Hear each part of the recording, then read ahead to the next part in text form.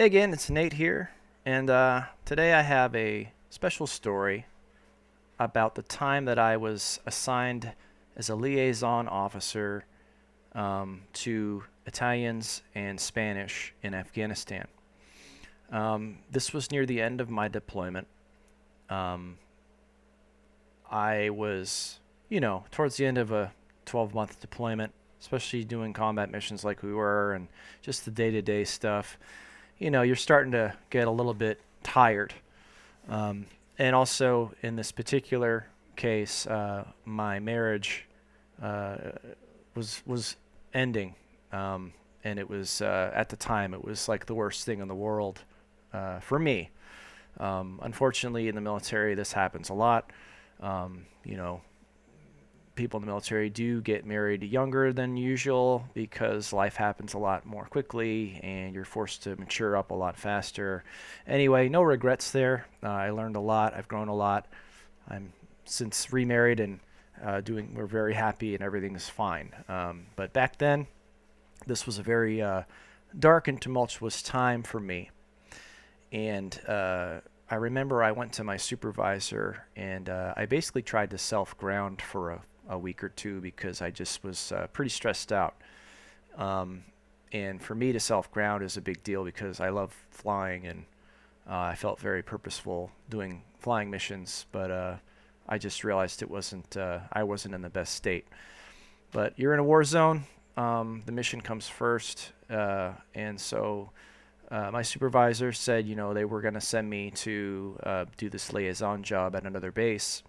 I'd be one of just a handful of Americans. I'd be in charge of the American group up there, and I'd be responsible for helping the Italians and Spanish, our counterparts, coordinate with Americans and understand how we could work together and how we did things.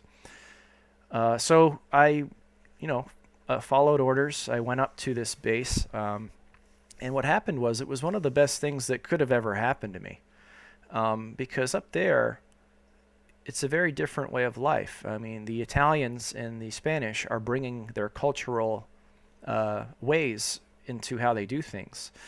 And I was coming from an American base where it's, we're workaholics. The phones are ringing constantly. Everyone's drinking coffee. There were times when we would rip the Folgers coffee, instant coffee packets, just dump it in our lip like dip. And it was just go, go, go all the time. And then when I get to the Italian and Spanish base, they were still getting stuff done, but it was a very different tempo. I remember I worked in a joint operations center with a number of other people from foreign countries. And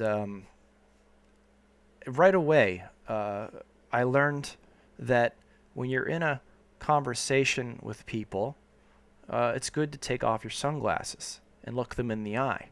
So the thing is, I had a few of the Italians and Spanish take me under their wing, and really sort of they saw me as like this American that they wanted to help, just like we were helping them.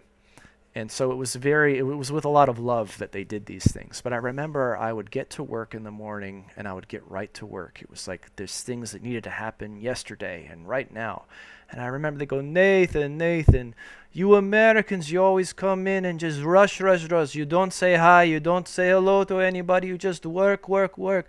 And I said, well, yeah, there's stuff that I got to do, this and that. Like, no, come, just say hi first, just 2 seconds. So I started saying, that's my terrible impression of Italians and Spanish, my counterparts, but I started to learn how to just slow down and take just a minute or two to acknowledge people, to settle into the space, to be a human first.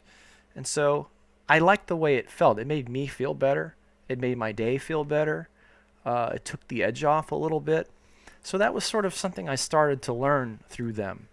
Another thing, too, is when it was lunchtime, they went to lunch for the most part.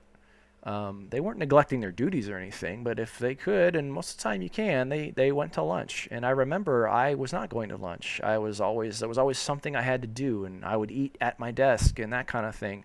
And eventually they said, okay, no eating in the jock. So, okay. eventually I went to lunch with them, and I found out that I had my phone on me, so if someone needed, it was something urgent, I could be reached. But I started going to lunch and I started to settle in a little bit with them. And it was funny because the Italians really do eat pasta all the time. And I really liked the pasta they had for lunch. So I was eating pasta a lot.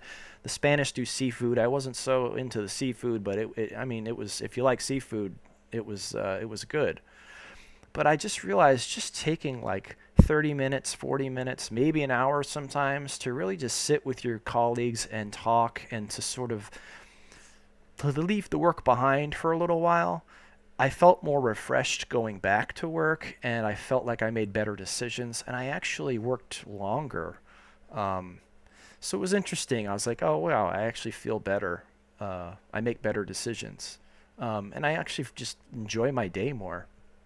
Um, I remember at night, so I play the piano, and they had a little like morale uh, like room where you could go and play instruments. And so at night, we would go and I would just jam on the piano they had there, and some of the Italians would play their guitars. Some like a Spanish girl would sing, and it was like this. It just felt so different than what I was used to, and it was just really, really nice. I actually looked forward to it. It was better than just going to the gym and working out all the time, which is like pretty much what we did on the American side, because that really all there was to do. But here we were like playing music and things like that, and it was just really nice. They also taught me how to drink coffee and enjoy it instead of like guzzling it down for caffeine. So in general, I just sort of slowed down. Everything slowed down, even though I was able to still do the work I had to do, and in a way did it better, and I did it more effectively because I had balanced out my life a little bit more. Um, and when I left, they gave me like this certificate because I had really become close with these people. And they gave me gifts and things, and I'll always remember them. And if I ever go to Europe, I have friends there for life. Um, but when I left, they wrote me this like certificate thanking me for being there, and just basically a really nice thing about saying that they enjoyed my company and my open mind and that kind of stuff. And the best part about is that it was all spelled wrong. It was in English, but it was like, English isn't their first language. And to me, that's what made it even more special. I still have it. Um, it was very charming and it was very touching. And then when I returned to the American base, about to go home, I was hit with a culture shock. For the first time, I saw Americans from the outside. And so when I arrived back to the base, it was sort of like this stressful phones ringing, emails going, do this, do that, it's due yesterday, last minute, put out this fire, put out that fire. And I just remember seeing, oh, this is what I was existing in for so long. And to a point, you do have to keep up with the cultural demands. But it's this European touch that I got, I've carried with me the rest of my life. And maybe hearing me talk about this, maybe you can, if you're an American from the United States and you're watching this, maybe you can sort of use it as a mirror to say, maybe I can do something like that too, and get more out of life and enjoy it a little bit more. But anyway, thank you to my European counterparts for teaching me how to live my life better. All right, until next time, thanks guys.